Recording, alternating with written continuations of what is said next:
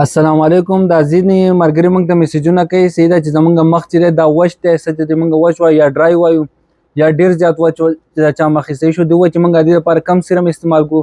په دې سیرم کې موږ له پہچان پکار دی، پوهېده پکار دی چې د کم مخ لپاره کم سیرم موږ استعمال کړو. صحیح ده.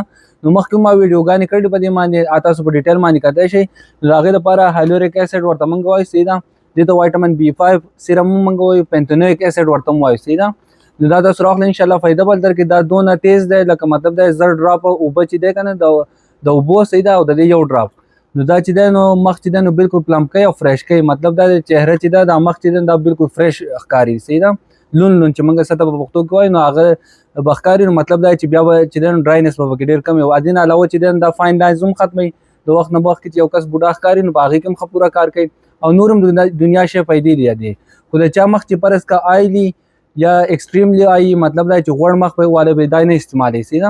دا تاسو راغله ان شاء الله دا د ماس چې کم پلاس کې دا لګران دی. صحیح ده. په دې تاسو ارزان هم راغستی شئ څنګه چې ما فارمولا منشن کړه، او ان شاء الله زه په دې سکرین باندې منشن کوم تاسو ته. نو دا په ټول دنیا کې ملاویږي. دې طریقه استعمال دي چې د شپې هم او د سهار کې هم تاسو استعمالولی شئ. خو سن بلاک به ورسره لازمي، څنګه چې موږ وایو سن بلاک نه بغیر چې دا کریمونه یا دا سیرم چې کار نه کوي.